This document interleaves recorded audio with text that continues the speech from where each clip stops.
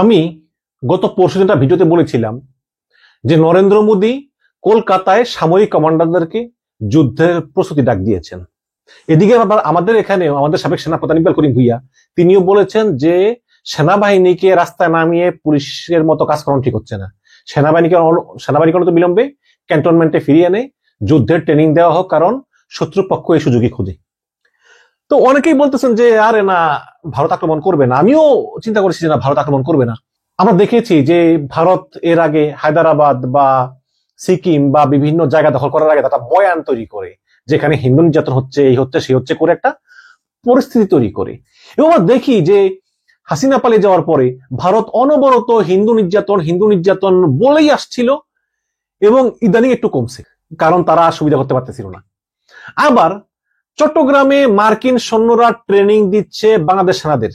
এটা কিন্তু শেখ হাসিনার আমল থেকেই গত 10 বছর ধরে হয়ে আসছে। সেম থিং, তারা প্রতিবারই চট্টগ্রামে যায়, রেডিসন হোটেলে ওঠে, ওখানে ট্রেনিং করায়, করিয়ে চলে যায়, সিলেটে যায়, ট্রেনিং করায়, করে চলে যায় প্রত্যেকটা বছর। এবং এই ইউনূসের আমলে কিন্তু 2বার, ইউনূসের আমলে গত সেপ্টেম্বরে ছিল একবার, এই সেপ্টেম্বরে আরেকবার। এইটা নিয়ে ভারতে অনবরত তোলপাড়। সকল ভারতের রাজনীতিবিদরা বলে ওরে গেল বাংলাদেশটাকে আমেরিকা নিয়ে গেল। কিন্তু হাসিনার আমলে তারা এসেছিল, তখন হাসিনার সঙ্গে আমেরিকার সম্পর্ক এত খারাপ ছিল, কারণ আমেরিকা চায় গণতন্ত্র, হাসিনা চায় না।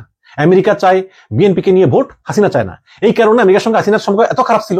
তারপরেও কিন্তু আমেরিকা এসে ট্রেনিং দিয়েছে। গত বছর এসেছিল, তার আগের বছর এসেছিল, কিন্তু তখন ভারত কোনো কথা বলেনি। এখন ভারত এগুলো বলতেছে কেন?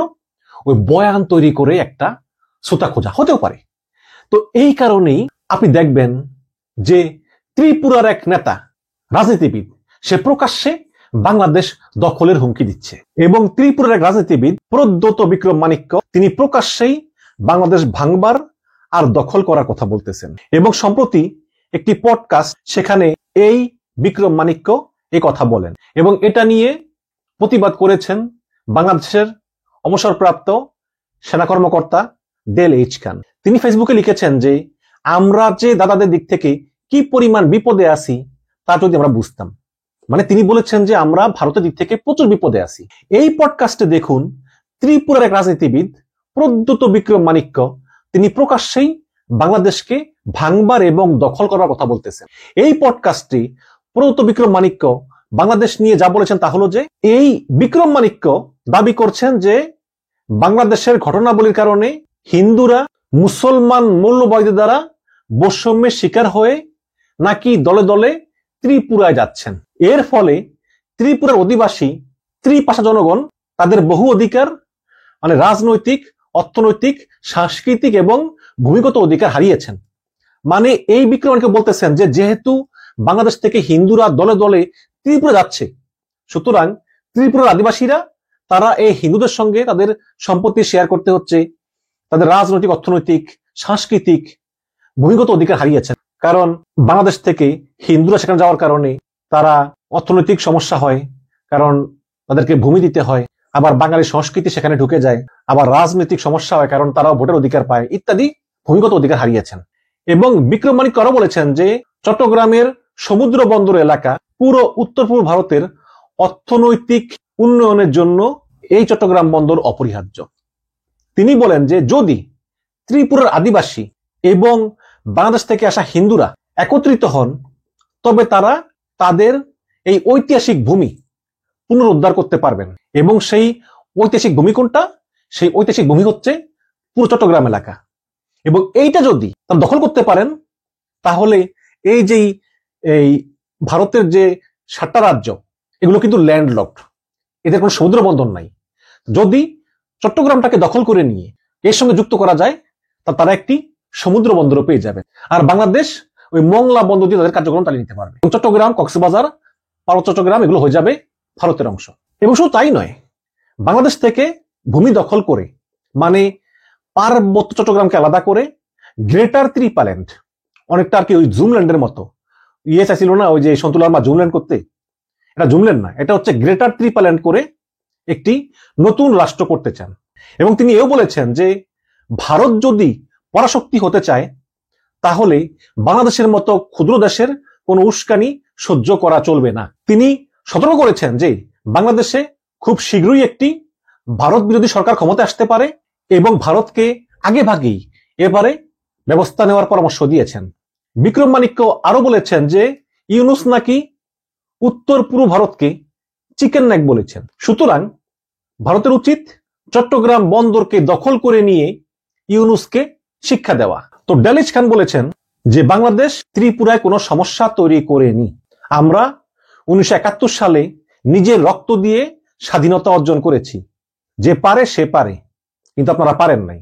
আপনারা ত্রিপুরাবাসী হয়ে আপনারা ভারতের অধীনস্থ হয়ে আছেন, ভারতের গোলামি করতেছেন, এবং আপনারা জয় হিন্দ বলে ভারতের ধুতির নিচে ঢুকে পড়লেন আর জমিদারি হারালেন।